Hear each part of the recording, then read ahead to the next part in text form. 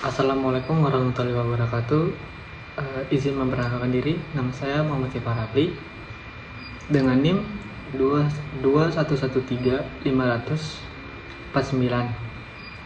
Tujuan saya membuat video ini untuk menyelesaikan tugas yang diampu oleh dosen Ibu Wina dengan mata kuliah Sejarah Sosial Intelektual Islam Indonesia.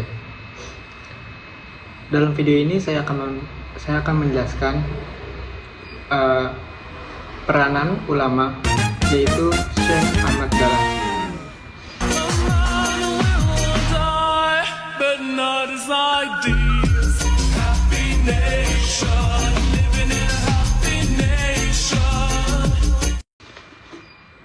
Jadi, Ahmad Dahlan memiliki nama kecil yaitu Muhammad Darwis. Ia adalah anak keempat dari 7 bersaudara dan termasuk keturunan dari Maulana Malik Ibrahim, yaitu adalah salah satu seseorang terkemuka di antara para wali songo, yaitu pelopor dari penyebaran agama Islam di Jawa. Lalu ketika memasuki umur 15 tahun, Syekh Ahmad Dahlan pergi melaksanakan ibadah haji dan tinggal selama 5 tahun di Mekah. Pada 5 tahun periode tersebut, Ahmad Dahlan pun mulai berinteraksi dengan para pemikir pembaharu dalam agama Islam, seperti Muhammad Abduh, Rashid Ridho, Al-Afghani, hingga Ibnu Taimiyah. Usai pulang dari Mekah di tahun 1888, ia kemudian mengganti namanya menjadi Ahmad Dahlan. Lalu pada tahun 1903, Ahmad Dahlan pun kembali ke Mekah dan menetap di sana selama 2 tahun. Ketika ia kembali ke Mekah untuk kedua kalinya, Ahmad Dahlan pun memiliki kesempatan untuk berguru kepada Syekh Ahmad Khatib, yang juga guru dari pendiri Nahdlatul Ulama, yaitu Kiai Haji Hasyim Asy'ari. Kemudian pada tahun 1912, Ahmad Dahlan pun mendirikan Muhammadiyah di Kauman, Yogyakarta. Usai pulang dari Mekah, Ahmad Dahlan pun menikahi Siti Walidah, yaitu sepupunya sendiri, dan anak dari Kiai Penghulu Haji Fadil, yang kemudian Siti Walidah ini dikenal dengan nama Nyi Ahmad Dahlan, yaitu seorang pahlawan nasional serta pendiri dari Aisyiyah.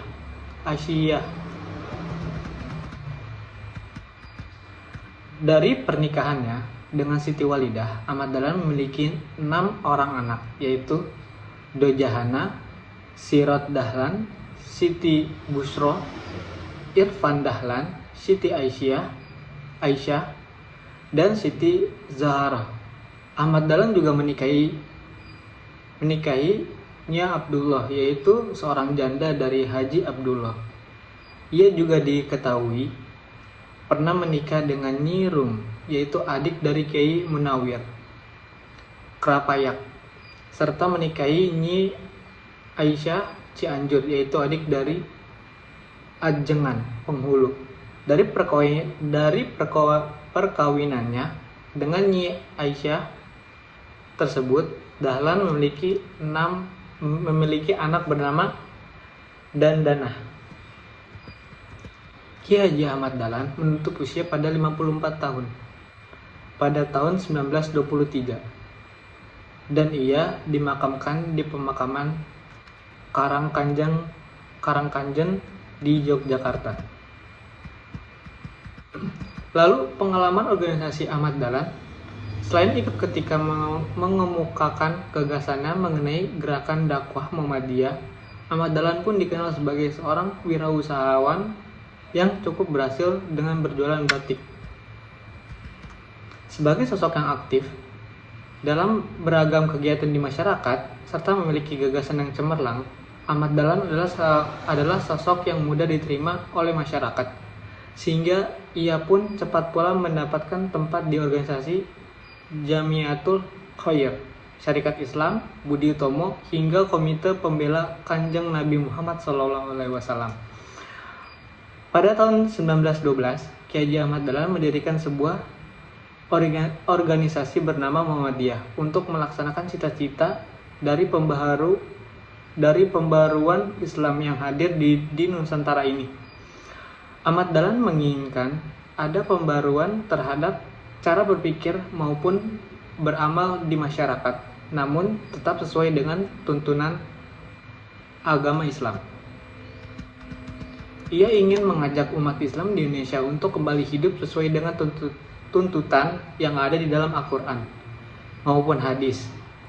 Oleh karena itu, sejak awal berdirinya Muhammadiyah, Ahmad Dahlan menegaskan bahwa Muhammadiyah bukanlah organisasi yang memiliki sifat politik, akan tetapi bersifat sosial serta bergerak dalam bidang pendidikan.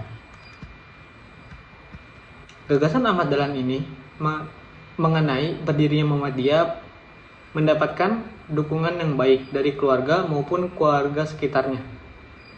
Akan tetapi, dukungan baik tersebut rupanya tidak dapat menghindarkan munculnya fitnah,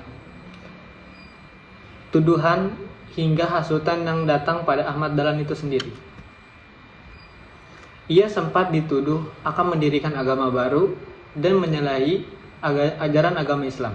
Ada pula yang menuduh bahwa Ahmad Dahlan adalah sosok yang kayak palsu, sebab telah meniru bangsa Belanda yang beragama Kristen. Mengajar pula di sekolah-sekolah Belanda hingga bergaul dengan tokoh Budi Utomo yang saat itu kebanyakan adalah seorang priai. Pada saat itu, Ahmad Dahlan memang sempat mengajar pelajaran agama Islam di sekolah Osvia di Magelang, yaitu sebuah sekolah khusus Belanda dan sekolah khusus untuk anak-anak priai. Bahkan ada pula beberapa orang yang hendak membunuh Ahmad Dahlan itu sendiri. Meskipun mendapatkan beragam fitnah, hasutan maupun ancaman, Ahmad Dahlan saat itu tetap berteguh hati dan tetap melanjutkan cita-cita serta perjuangannya dalam pembaruan ajaran agama Islam di Indonesia ini. Lalu, Ahmad Dahlan pun melanjutkan perjuangannya dalam membentuk Muhammadiyah dengan mengajukan permohonan untuk mendapatkan badan hukum pada pemerintahan Hindia Belanda pada 20 Desember 1912. Permohonan tersebut baru dikabulkan oleh pemerintah pada tahun 1914. Izin tersebut juga hanya berlaku untuk daerah Yogyakarta, serta Muhammadiyah hanya boleh bergerak di daerah perizinan yaitu Yogyakarta. Pembatasan gerakan Muhammadiyah ini dikarenakan pemerintahan Hindia Belanda saat itu khawatir bahwa organisasi yang diusung oleh Ahmad Dahlan ini akan berkembang pesat meskipun gerakannya dibatasi. Akan tetapi, daerah-daerah lain seperti Imogiri, Wonosari, hingga Serandakan telah mendirikan kantor-kantor cabang Muhammadiyah. Namun, hal tersebut menentang keinginan atau peraturan yang telah ditetapkan oleh pemerintahan Belanda. Maka Ahmad Dahlan pun mengusulkan agar kantor cabang di kota lain menggunakan nama berbeda dan bukan Muhammadiyah. Seperti nama Nurul Islam di Pekalongan, nama Al-Munir di Ujung Pandang, dan Ahmadiyah di Garut. Ahmad Dahlan menyebar luaskan gagasan mengenai Muhammadiyah melalui tabligh yang diadakan di berbagai kota. Selain itu, ia juga turut menyebarkan Muhammadiyah melalui relasi dari dagangnya. Gagasan yang dimiliki oleh Ahmad Dahlan ini rupanya mendapatkan sambutan yang cukup besar dari masyarakat di berbagai kota di Indonesia. Sehingga beberapa ulama dari beragam daerah pun berdatangan pada Ahmad Dahlan untuk menyatakan dukungannya pada gerakan dari Muhammadiyah ini. Oleh karena itu, pada 17 Mei 1921, Ahmad Dahlan akhirnya mengajukan permohonan kembali kepada pemerintahan Hindia Belanda untuk mendirikan cabang Muhammadiyah di kota-kota lain selain Yogyakarta. Pemerintahan Hindia Belanda pun menyetujui permohonan tersebut pada tanggal 2 September 1921. Sebagai seseorang yang demokratis dalam menjalankan aktivitas dari gerakan dakwahnya, Ahmad Dahlan juga memberikan fasilitas kepada para anggota Muhammadiyah untuk Ahmad Dahlan juga memberikan fasilitas kepada para anggota Muhammadiyah untuk memproses evaluasi kerja serta melakukan pemilihan pemimpinan di Muhammadiyah. Selama Ahmad Dahlan hidup, Muhammadiyah telah melaksanakan 12 kali pertemuan anggota setiap setahun. Dan saat itu menggunakan istilah Allgemeines Jahrgening atau persidangan umum.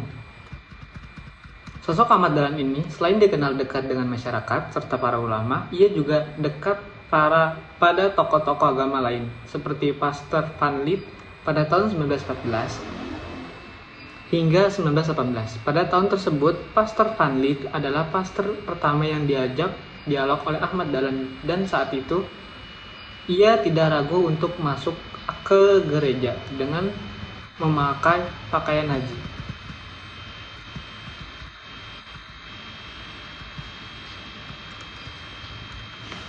Sekian dari saya,